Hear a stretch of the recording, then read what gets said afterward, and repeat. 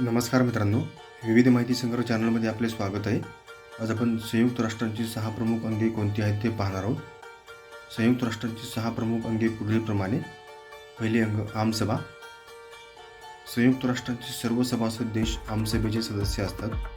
या अधिवेशनात पर्यावरण, निःशस्त्रीकरण अशा महत्त्वपूर्ण जागतिक विषयांवर चर्चा होते. दुसरे अंग सुरक्षा परिषद. सुरक्षा परिषदेत एकूण 15 सदस्य असतात. त्यापैकी 5 सदस्य कायम तर 10 सदस्य अस्थायी स्वरूपाचे असतात. आंतरराष्ट्रीय शांतता आणि सुरक्षितता राखणे ही सुरक्षा परिषदेची प्रमुख जबाबदारी आहे. तिसरे अंग आहे आर्थिक व सामाजिक परिषद.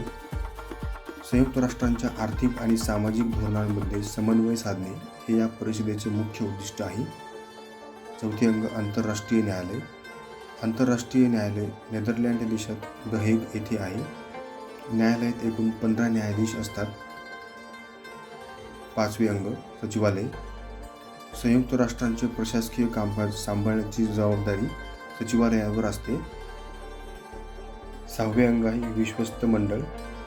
दुसऱ्या महायुद्धानंतरच्या काळात जे प्रदेश किंवा वसाहती अविकसित होत्या त्यांच्या विकासाची जबाबदारी काही विकसित राष्ट्रांवर सोपविण्यात आली होती. त्या विकसित राष्ट्रांनी अशा प्रदेशांच्या विकासात मदत करणे व त्यांना स्वातंत्र्य मिळवण्यास व तेथे लोकशाहीची स्थापना करण्यास मदत करणे अपेक्षित होते आणि त्यांचे उत्तरदायित्व विश्वस्त मंडळांवर सोपविण्यात आले होते.